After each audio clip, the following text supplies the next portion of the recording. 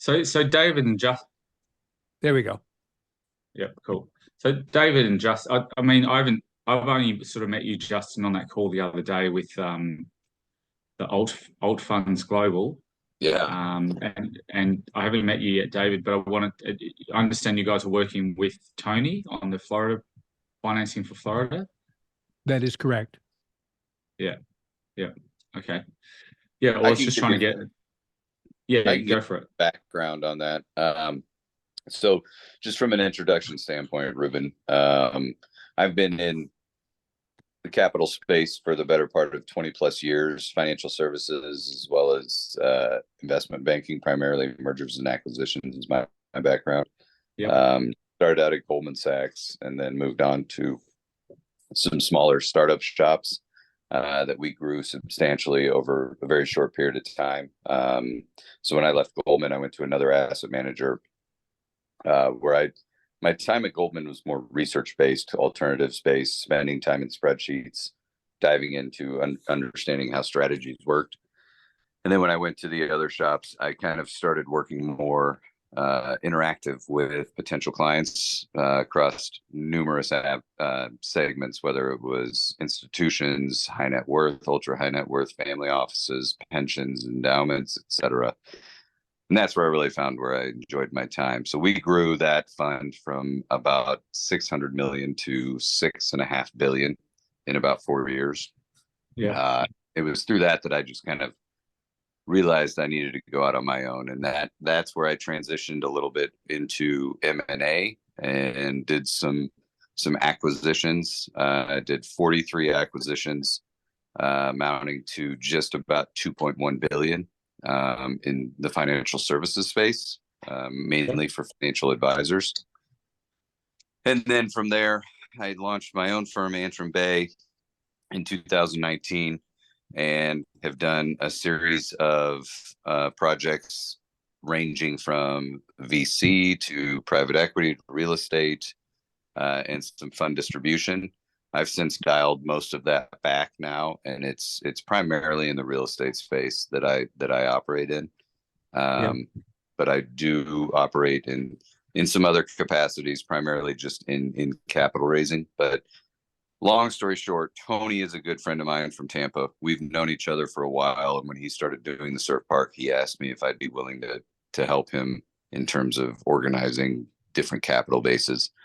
As we found out, anytime you're a first mover, as you guys I'm sure are very well aware, when there's a lack of proof of concept, the equity side of the equation is relatively difficult to get to. So we found obviously a number of debt providers that are play in this space, but they require a significant equity contribution to get it over the mark. So that's where we've kind of run into things with Tony's project in particular, but hopefully that gives you a better picture of who I am and how I operate. Yeah. Okay. Whereabouts are you? When you worked with Goldman Sachs, was that on the East Coast, like New York, or Chicago? Okay. I grew up and in where are you now? Nebraska and then moved to Chicago after college. Yeah, and that's where you are now? So I was in Tampa for 7 years. That's where Tony and I met. I was in Chicago for 15 years. And just about a year and a half ago, my wife and I moved our family up to Michigan to be closer to our extended family. We tried very hard to get everyone to move to Florida, but we just weren't successful. And after not seeing anyone for the better part of 27 months through COVID, it was just kind of a no-brainer for us to try and get closer to family so that our kids could be more involved with that aspect of their life. So it'd be pretty cold there at the moment, yeah? It's so cold. I mean, you hit it right. I'm still a Floridian, and I do not enjoy the cold. It was 50 the other day, and my business partner Dan said it was great out. I think it's terrible. I'll take 70, 80, 90 any day. Yeah. For love, mate. You're doing it for love, right? What's that? You're doing it for love, right? That's exactly right. Well, I spent about a month in Detroit when was it? I'm sorry. I'm just trying to think. It was late in the year, like November, Oof. December. It was pretty cold though. It was actually snowing and stuff in Yes. Detroit. So yeah, I remember we went to the zoo and it was just like it was like snow. So and I used to took my daughter there, and you're walking around in ski gear, and you're at the zoo, Yeah. and none of the animals are out because it's too bloody cold. So Yeah. it's nothing to Who's look looking at. at who at that point in time? I think Yeah. Apple watching us. Yeah. But no, But I've been yes. been there for a bit. Haven't just visited. I was there for a while, so yeah, got to experience the weather, which is actually didn't mind it. In being in Detroit, everyone was super friendly. So it was cool. And No, I spent a bit of time in Tampa as well. that's where we're planning on getting back to. But the caveat is I do have a 2-year-old, so it's going to be another 16 years until we're free to roam back down in Florida full time. Yeah, yeah. Okay. And But yeah, so hopefully how I do have you a better idea. so you and David are working together on this financing? Is that So the that's way David and I connected is Paul Shepard from Brain Partners is somebody who I've worked on some projects with in the past. Paul's very connected to a number of funding sources. They're very resourceful in terms of not kind of your cookie cutter capital raising. They have a number of contacts that work more in kind of creative alternative financing, which is where David comes into play with this as well. yeah. So for solutions where lend the borrower may not be highly liquid, may not have a massive amount of assets or a strong balance sheet to run off of. Yeah. Paul's team has proven over the course of many deals to be very creative and have some resources that help those individuals get over the finish line.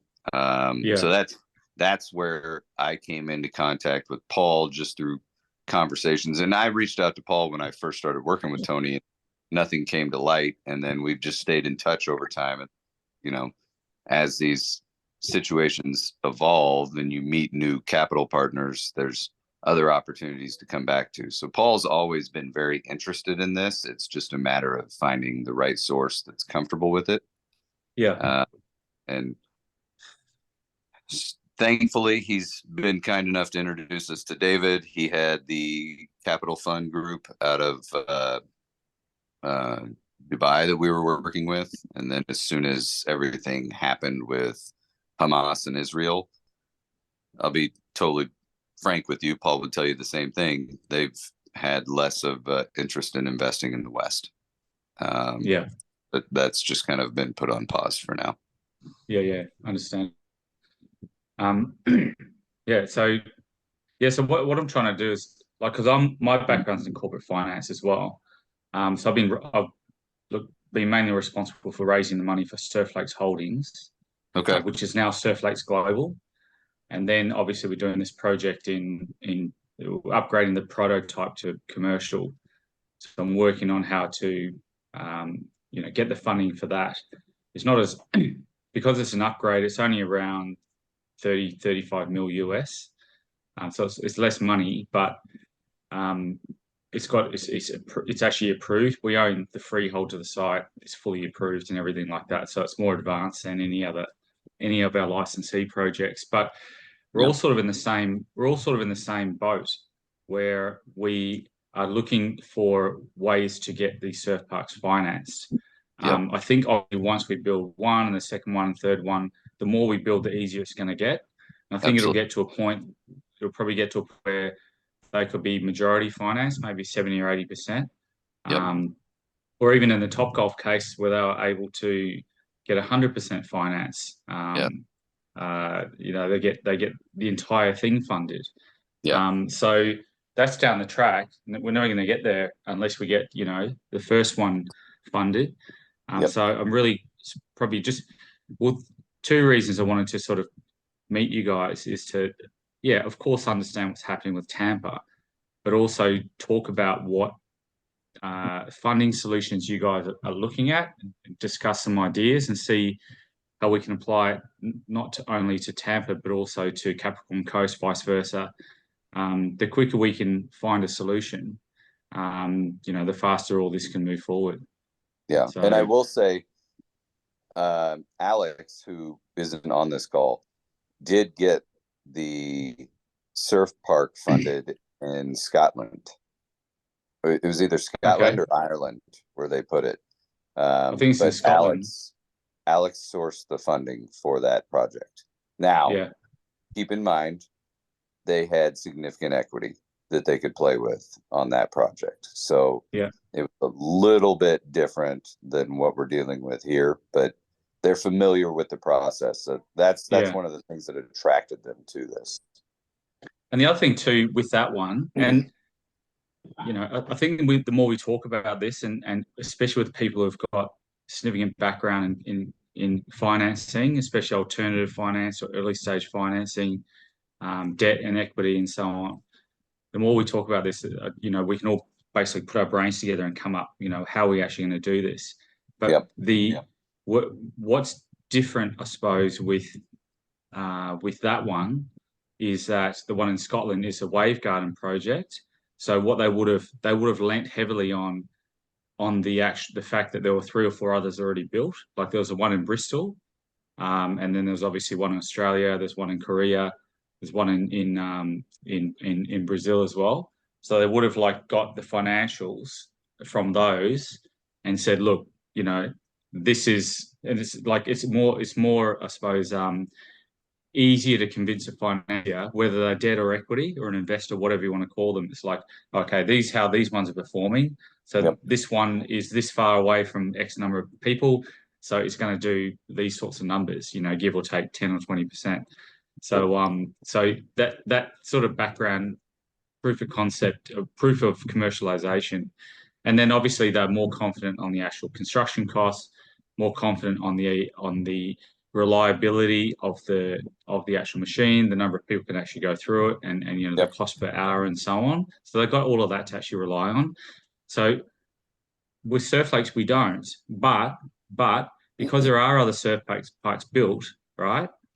You can use, if we could somehow get the numbers of what these other surf parks are doing. I know that they're mostly just booked out all the time, but you can actually say, look, a surf park's a surf park. People will pay for waves. These waves, that a lot of investors don't know what's a good wave or not a good wave. Or like a wave's a wave to them. They're just thinking like throughput, energy cost of the machine, operational costs, insurance, all that kind of stuff. Right. You could say, look, these parks that produce this number of waves and they sell it for this. A surf lake in Tampa will produce this number of waves.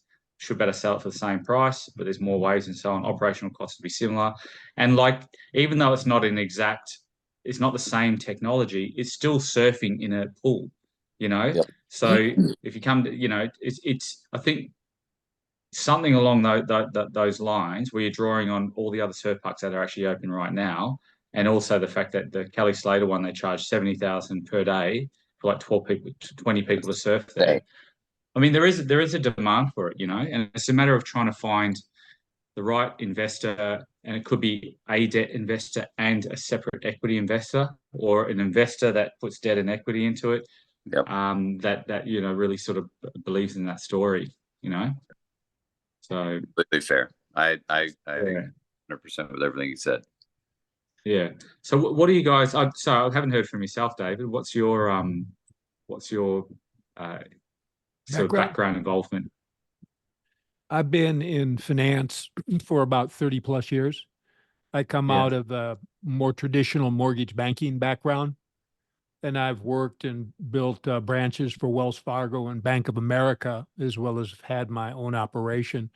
I opened First Fusion Capital, my current company, in 2016, because I wanted to be able to do financing internationally, and I wanted to do alternative financing. And the challenge, if you've spent any time in the alternative space, is there's some great funding opportunities out there, but there's a combination of 2 obstacles. One is there's a huge number of incompetent people. They don't mean to be incompetent, they just are. And then there's a large number of those that are fraudulent. So even though there is a Are you large, talking about the financiers, the finance, debt, incompetent and equity fraudulent? multiplier, the whole space Yeah. is filled with those pretenders is really what it comes down to. So I spent a Yeah. huge amount of time going through sources to find those that could truly perform and do it in Yeah, a yeah. reasonable amount of time and give a client what was represented to them. And the alt Yeah. funds platform was brought to me through somebody that had been in a platform that didn't perform. And he said, hey, take a look at these guys. I think this is a good one. So my partners and I that had been with the other platform with no success started vetting alt funds and discovered that they are extremely good in the space, that they have success, that they're well connected, and they built out that space as an answer to the same thing that frustrated us. The founder got cheated a couple of times trying to get alternate funding for his real estate projects. And so he and a guy that worked for the FBI put together his platform, and they offered to vet sources that someone was going to use and tell them whether or not the report showed that they were actually a legitimate source. And through years of doing that, they developed relationships with funding sources, both private banks as well as trading platforms that had been successful. And my Canadian friend flew down to Panama and met with 15 CEOs of banks internationally and brought back from that one of the relationships. This is an alt funds meeting that he put a deposit with, and in less than a month, he got his first round of funding. He went to another phase with the same institution, got courtesy deposits placed with that bank, and his next round of funding is in process now and will take place in January. And then there's some things he's going to do on the income platform side. I put all of my energy into looking for those that are interested in alternate funding sources and then bringing them to alt funds because it is a viable source that's been vetted that makes sense. And I wanted to get an update from, was Aaron on that call with alt funds? Were I you was there Yeah, as yeah. well. We were all on that call with You were Rob. all, so I wanted to get your read from your participation in that. I've been on other calls with Timur. I understand you were on with Russ, and wanted to get Yeah. feedback from you on what that experience was like, what questions you might still have, where your thoughts are in that process. Yeah. Well, I think initially it was a bit weird because Russ hadn't heard of First Fusion, and I guess we worked out that it was a recommendation through Timur, and so he was going to obviously follow up to verify. So that was a little bit of a shaky start, but then he walked us through the process, which matched the discussion we'd had with yourself and OAS, I guess, in terms of the sequence. I guess the difference that my understanding of it was when we had the initial discussion about the 1 mil becoming 4 mil becoming 54, I thought the 54 was a loan in the end. The way he's describing it is the 50 million that comes out of it is an outcome, non-recourse. So that's something I wanted to explore with you, just to understand, make sure we understand that clearly, if that's truly the case.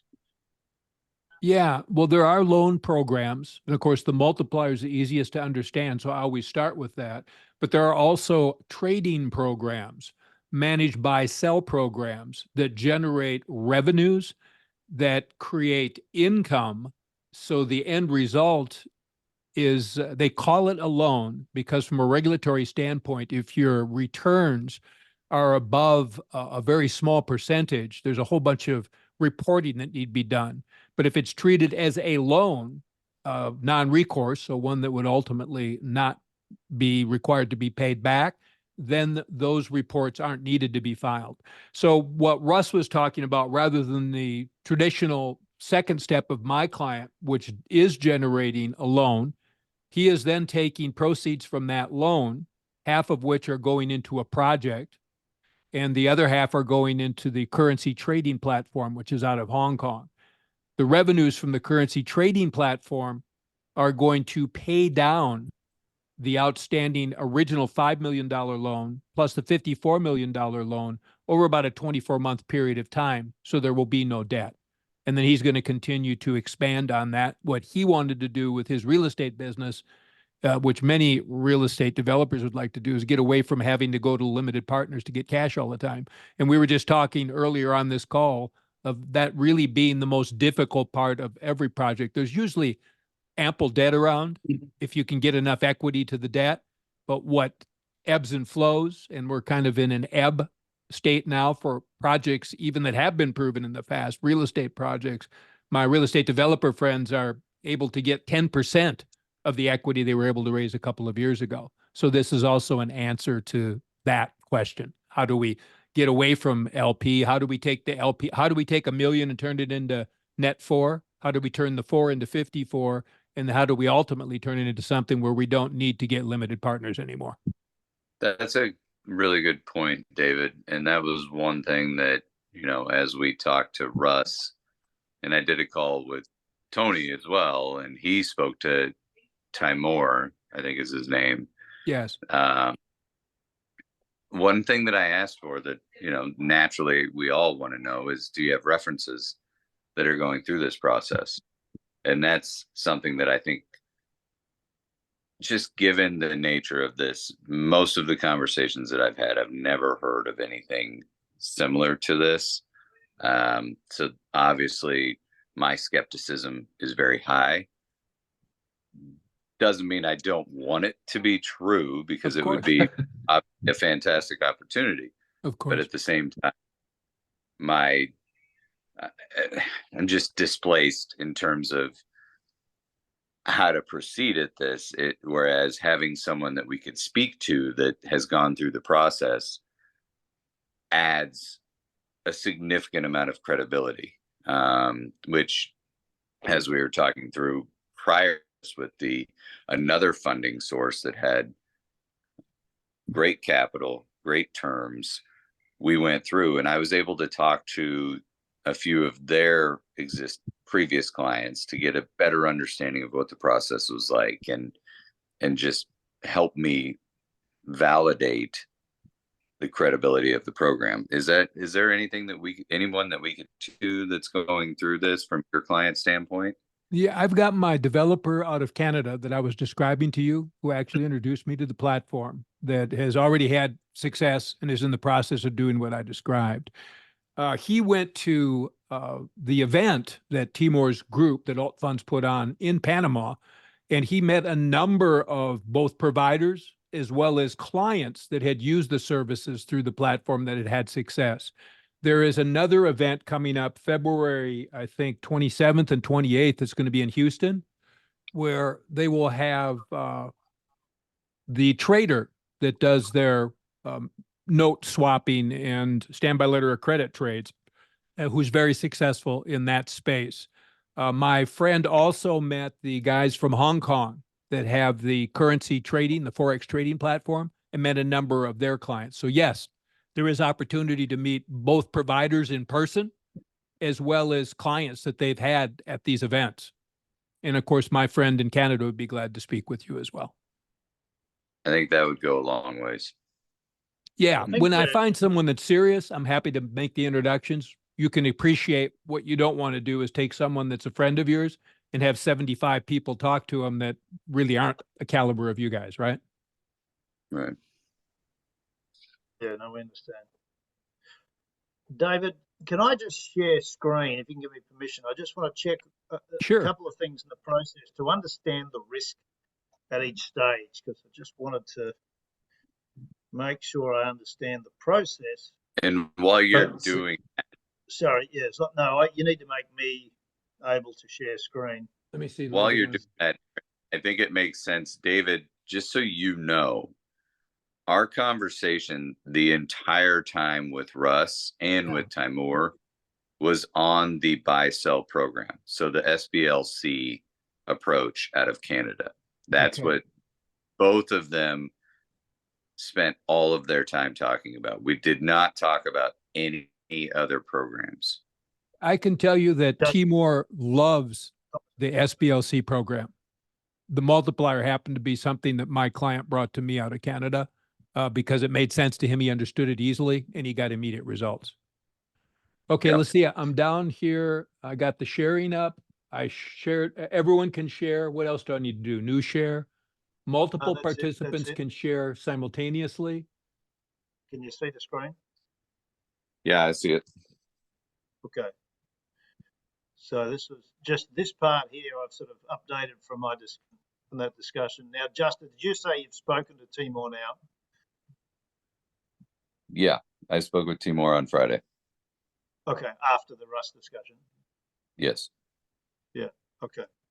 And so And that was maybe where the one caveat was he was clear to say it was not a non-recourse, it was a limited recourse in most cases. okay. So the questions I have. So let me just step. What through. screen? Whose screen are we looking at here? Because it looks like a wallpaper. Yeah, that is a wallpaper on my screen. I put all, I was looking down below here. Let me see. My screen share is loading. Okay, so it's Yours is not still there. coming up? Yeah, I don't think we're seeing your screen, Aaron. Okay, I'll stop sharing and try again. Just hang on. It's a bunch of graduate photos, it looks like. Yeah, that's It's like a AI.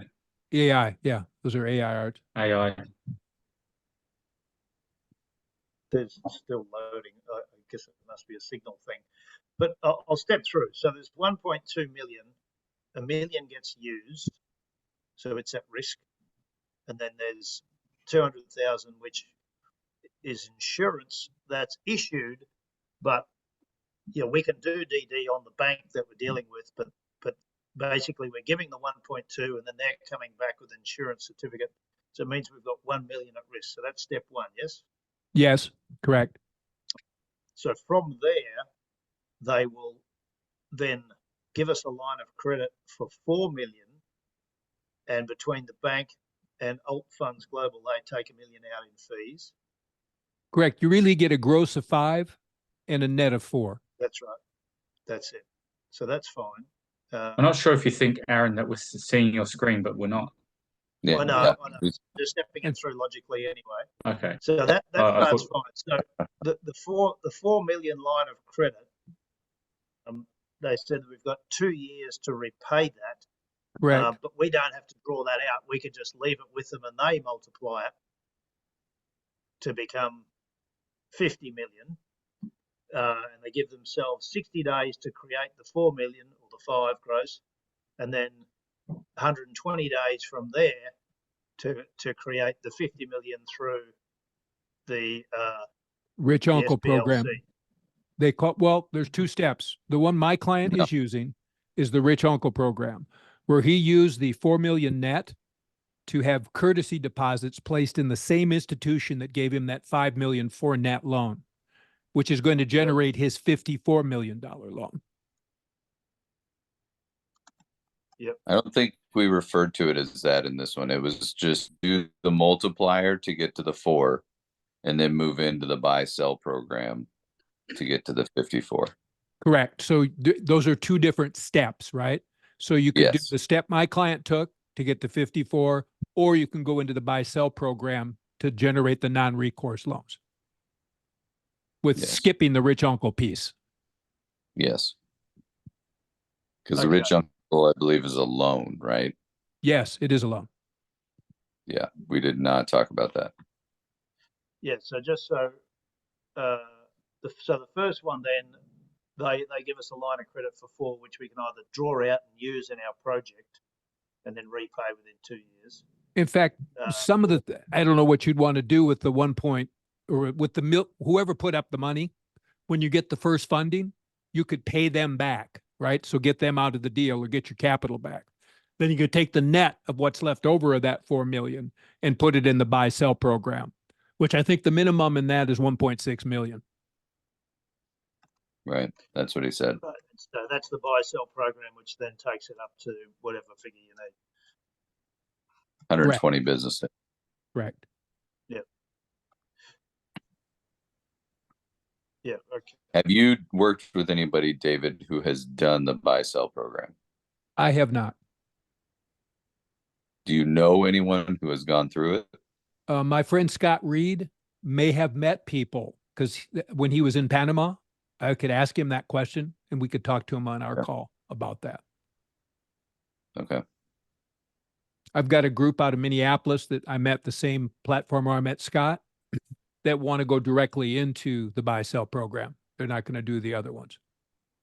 Got it. So the question around security, because the initial 5 mil was based on a business plan, and I'm assuming they take security over the property, do they? Or that's not the case? They're just taking security over the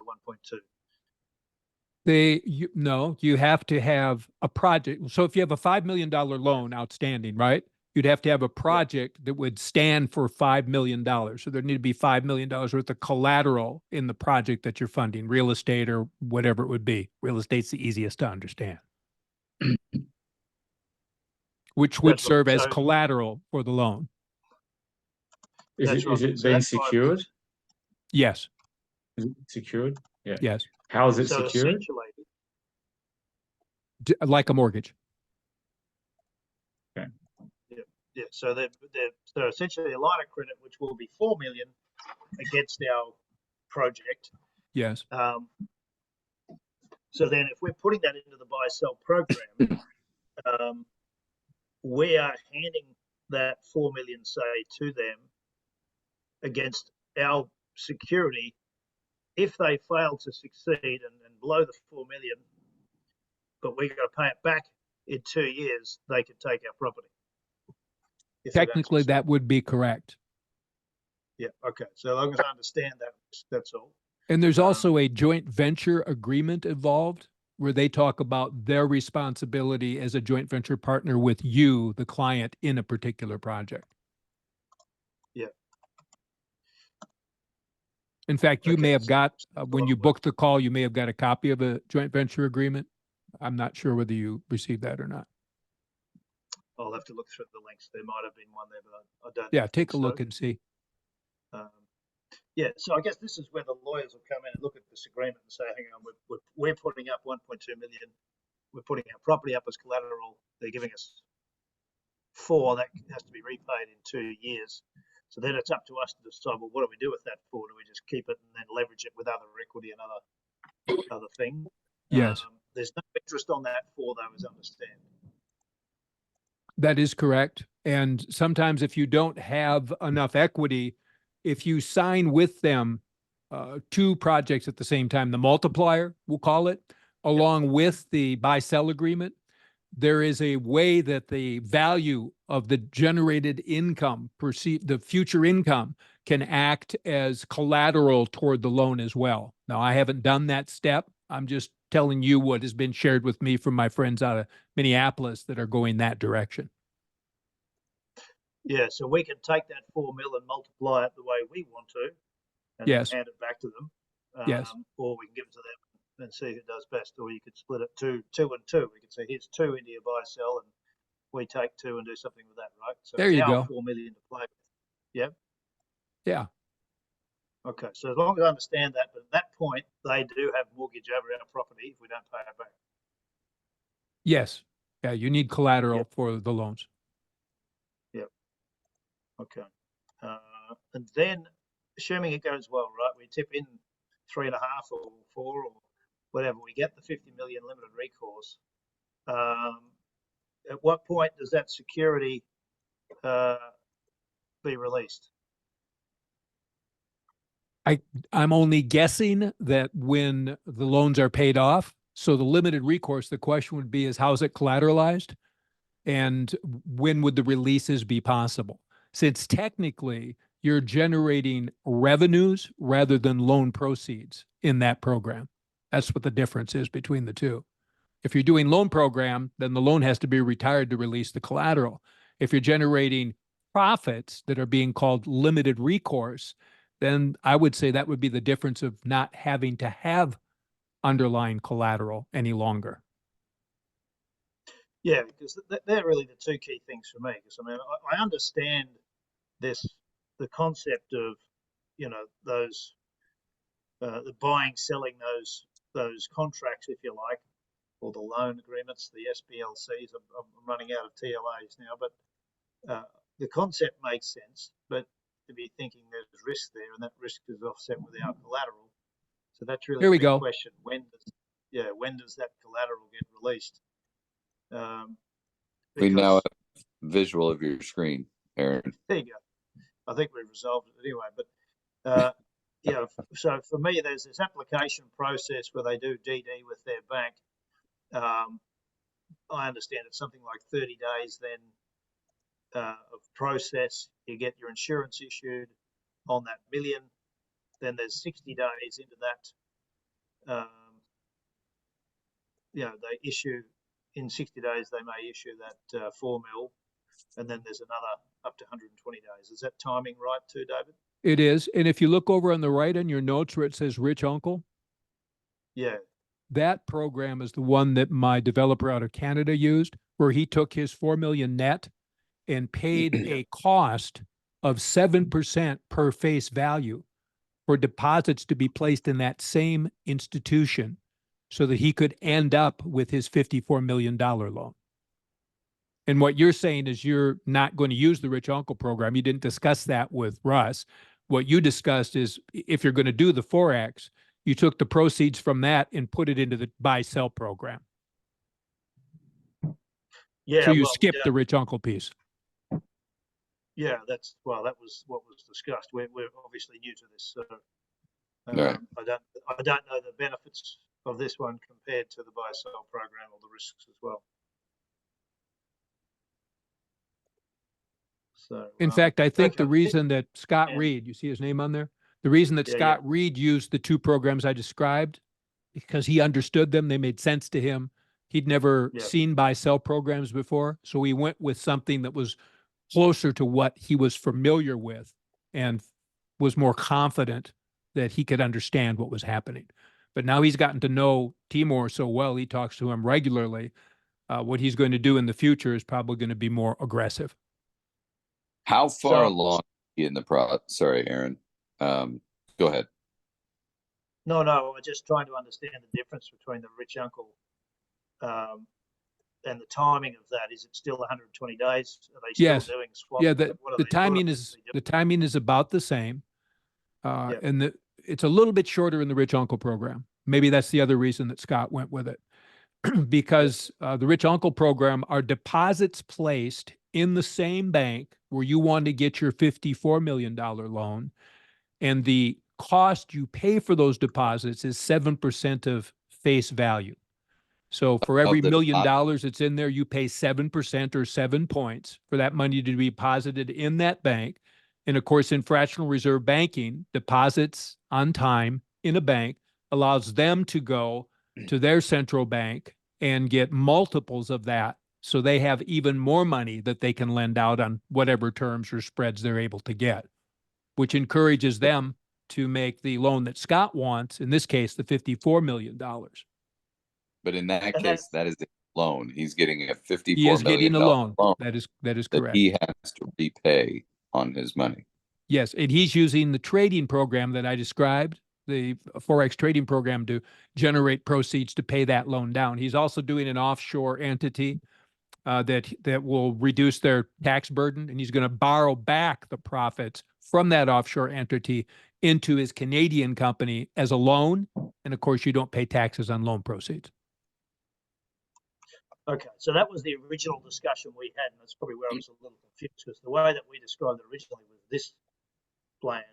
and Yeah, then- I would say that Russ never discussed that with you based on what you shared with me, because that wasn't where No, his that's- thinking was. His thinking was you get your 4 million. If that's what you're going to do, then go right into the trading platform. Or he may even said, skip the multiplier. Let's go right into the trading platform. Yeah, They no, had it's- recommended. Oh, go ahead, Aaron. I apologize. No, man. I think that's my understanding is the multiplier here, this line of credit. And then that, like I said, that becomes, well, maybe I'm not understanding it, but anyway, it goes 1 to 4 to 50. But the question was around this, the reality of this, what's the catch with the 50?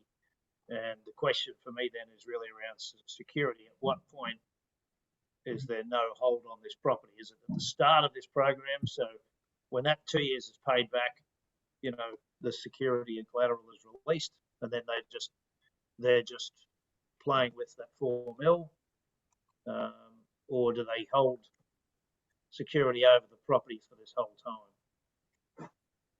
I'm What just he- guessing again. I would guess when the loans are paid off, the liens are released. In the Yeah. trading platform where you're generating revenues rather than loans, it may be different, but I would think it would be worth doing a follow-up call with Russ and say, hey, got a question. I want to make sure I understand the difference between these two programs. Yeah, and I would say, I mean, just full disclosure here, if we go into another conversation with Russ, David, we're going to want you to obviously be involved in that. I'd be glad to. And at the same time, it's just to your question, Aaron. I mean, from the way that it was explained in both calls, was you do the multiplier, you use the proceeds from the multiplier to take advantage of the buy sell program, and then you use the proceeds from the buy sell program to quickly pay off the multiplier Yes. and begin your. But again, for me, it's really it comes back to speaking to some sources who have gone through this, a few of them, and just get an understanding for what the experience has been like, to really just set the stage for this. And I guess the other question for me was, Timor is, you know, putting out YouTube videos, selling consulting time and what have you. And I would be thinking, if I had done this 2 or 3 times, why is he still doing that? Like, it just, you know, surely he would be independently wealthy and doesn't need to be selling internet videos. Right. If you look at the progress of those videos, the early videos were like the ones that I do that are unedited. Those were the early ones. Then he went through a period of time as his company grew, he'd had more success, where they started to become edited. And now it looks to me recently that they're actually coming out of a studio where he's got people interviewing him and taking his business to the next level. So I think he's done well for himself. I think he's taking his business to the next level. I saw some ads where he was hiring loan officers to work for him. I would say this, it would make sense with all the years that he's been out doing this and all the presence he has on YouTube.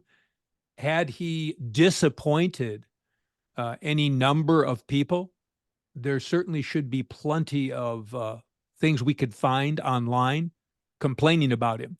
Now, that's not a substitute for having people that have used the program saying, yes, I used it. It worked for me, which is what made my friend Scott so comfortable. He met people that had used the programs and been successful in person. Yeah. So no, just a question for me of you know, they get fees. I mean, they get 500,000 out of that million, out of that multiplier program. So obviously you'd want to multiply, as the way he seems to be doing, the number of private banks out there and participants in the program to get the volume of this up.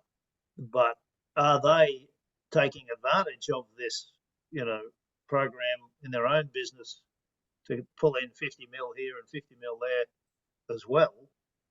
Or are they not allowed to, or are they not doing that part of it as well? Just, you know what I mean? It would seem, why would you?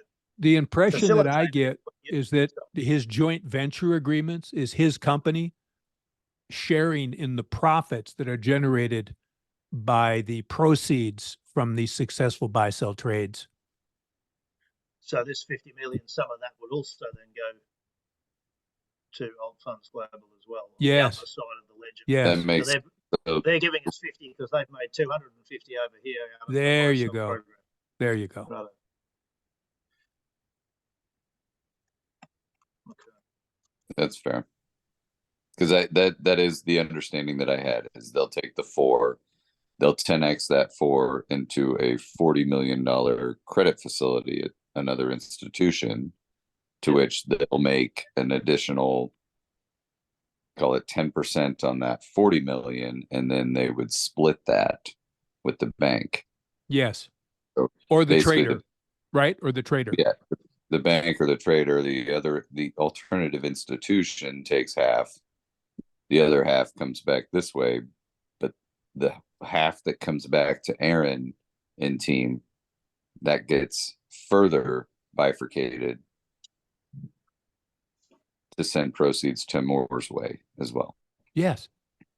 Okay. In fact, the trading platform, the currency trading platform, the platform itself keeps 30% of the revenues, and they share that with alt funds. The underlying percent goes to the client, and that has been averaging 8 or 10% per month in the trading platform. So that's net of the fees to the platform. That came from my friend Scott, who met with the Hong Kong trading platform guys when he was in Panama. Okay. So I guess that would help for me is to understand the cascading fees and profits in this. I just don't want it to be a Ponzi scheme, the way new Of course. victims come in at one end and it's spitting out to us, and now suddenly we're caught in a web of something which shouldn't. Of course. So it would be important for us to understand the full, as much as we can at least, the full sort of transaction load, so you can see where the rest of it's going. Yes, and I know that during the due diligence process, Scott, for example, had his attorneys involved, did his own investigation. And then ultimately, you as a business person, once you get all your consultants to do the vetting for you, speak to those parties that have had success, then you make a business decision based on what you've learned and what input you're receiving and how you'd like to proceed. Yeah. That's And fair. look, I can understand that we get to participate because we've actually got, a business that's, can be used, and a property that can be used as security. So it's taken us, a long while and a lot of money to get to that place where you could actually take this Yeppoon project, for example, and borrow against it. So Yeah, in fact, if you don't have it's not like projects, everyone gets a free kick. these buy-sell agreements don't work without projects. They're not just Yeah. money schemes. They need projects No. in order to make Yeah. to make it work and be compliant. Yes. Yeah, that's right. Cool. Okay. So So it is a limited pool. It can't be just multiplied endlessly. There's only so many Correct. projects that just do it. Okay. What, in your experience, what are the next steps with these guys if we decide to have another conversation and learn more about this project and the processes that they have in place? What's been your experience? I would with say that? my friends out of Minneapolis, they did a few consulting calls, and now they've got credibility. So their clients can go back to Russ with them and say, okay, we've had a chance to look at and kind of weigh through what we believe we're learning. Here's the questions we have.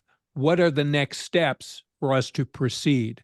And then you get the contracts, the attorneys, all the various steps you'd have in any deal to vet and determine what you wish to do. Mhm. And I don't know if it would be if I were you, I would have a member of your group register to go to that event and meet the trader that's going to be in Houston. You don't need to all go. I mean, you can if you want to.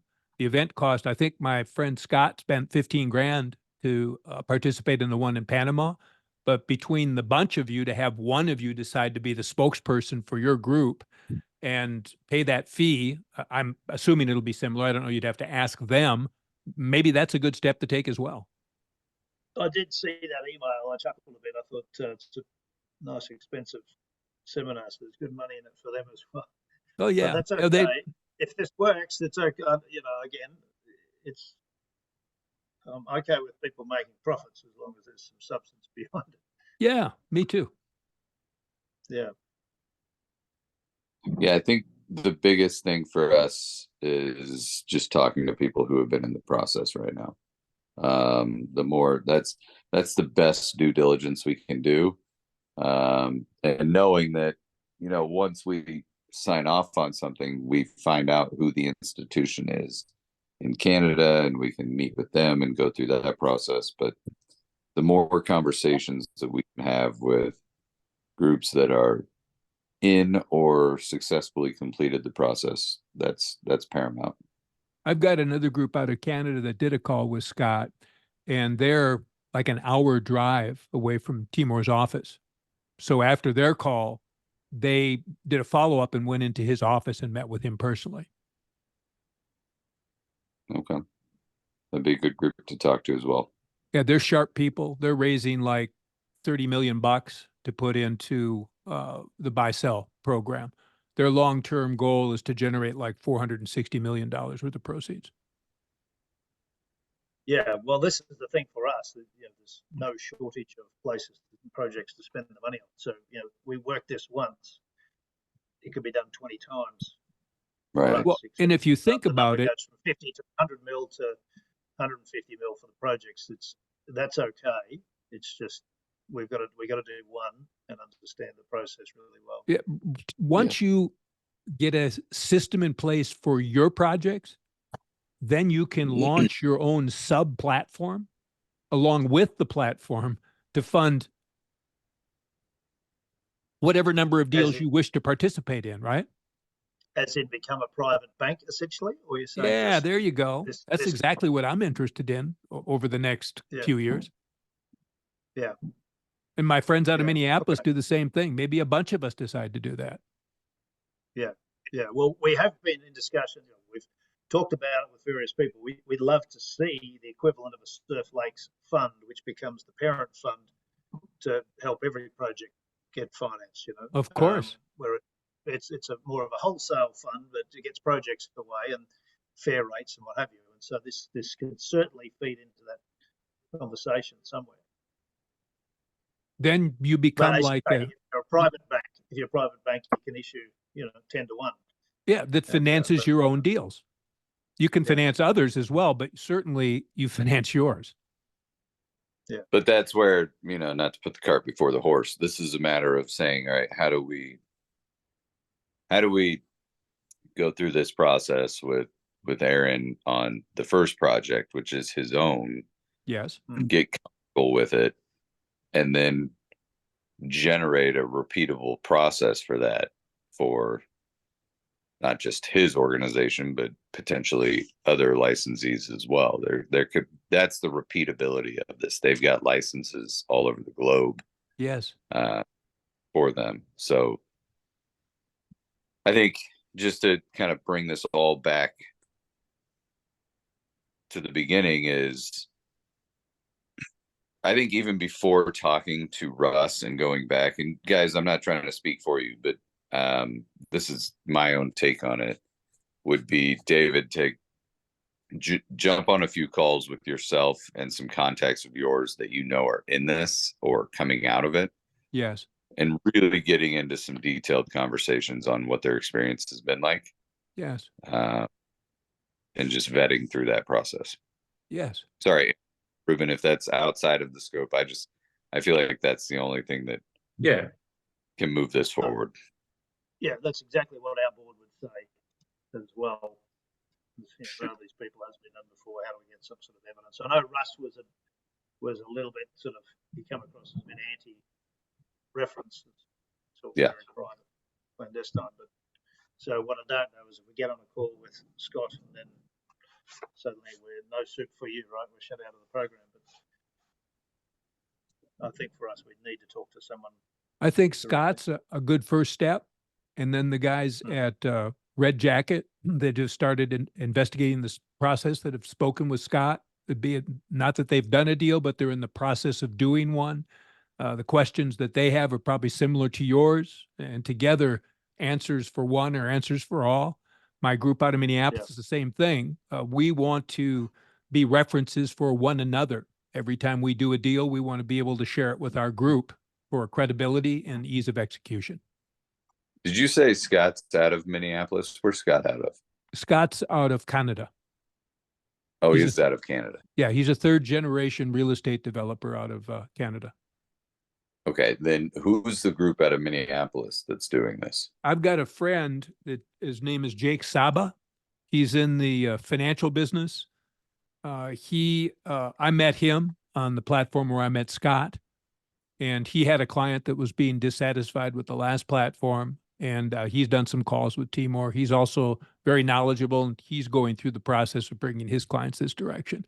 So he hasn't done a deal yet, although he's getting ready to do one for himself, for his own company. and probably would be a good resource for talk and consideration. But I think we should start with Scott. Sounds good. Well, thank Okay. you for the Interesting. update. I've heard this term platform business before from another source, Ruben. This was Steve Butler, one of our Navy licensees, who was talking about, groups looking for a platform business. Now it starts to make sense, if that's what they're talking about, is they want a multiplied business that they can then take through this type of process Yes. to access more funding. So I think he's having the same conversations, or is aware of the same process in the background. Not that he would share it with us, but no, I think this is what he was talking about. Yeah. So it sounds like we're all on the same wavelength. Have you? Okay. Yeah. If we can set up some calls, we'd love to do that. And then, I guess the web here, we've got Justin and then Paul Shepherd, and then yourself, David. We'd need to know, well, who are we engaged with here for this process? Where do you fit, David, versus Alt Funds Global versus OAS? Here's what happens for me. Alex gave me the introduction, so he has his arrangement with whoever he has contracts with. I get paid from Alt Funds. I share what I get with Alex, and he shares whatever his arrangement is with whoever else is in his chain of command. Gotcha. Yeah. So the other thing, and not to jump ahead, but I wanted to make sure I touched on this before we move on. Have your due diligence on Timur and Russ and their group, David, did it go beyond kind of any normal scope of diligence of funding providers or anything like that? Not me personally, but Scott has done that. Okay.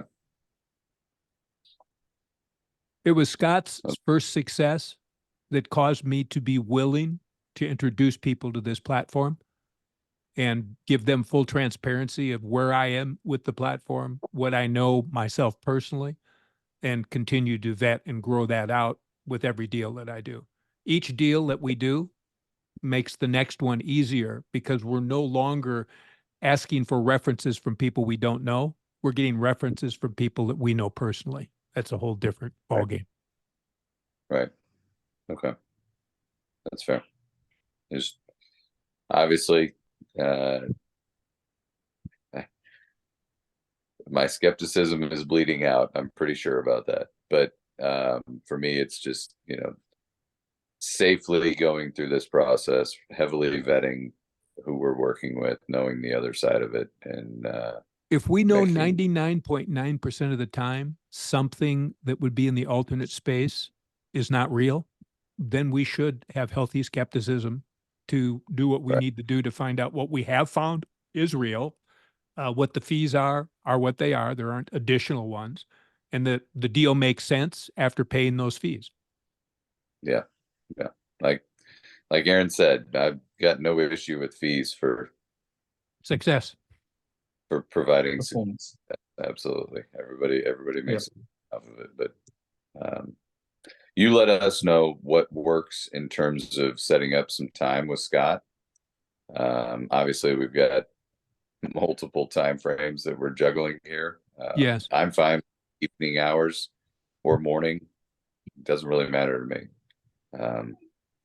But the sooner we can talk to him, I think the better. I'll be talking with Scott tomorrow. I'll tell him about our conversation, and I'll share him a copy of this video, and then see what his schedule looks like for us to do a quick call. That'd be great. Thanks, David. Appreciate it. Excellent. I'm glad we were able to make it, gentlemen. Yeah, thank you. Really appreciate your time, Justin, Ruben, David. Thanks, guys. Good day Enjoy and good night. day. Okay, ciao. Yeah.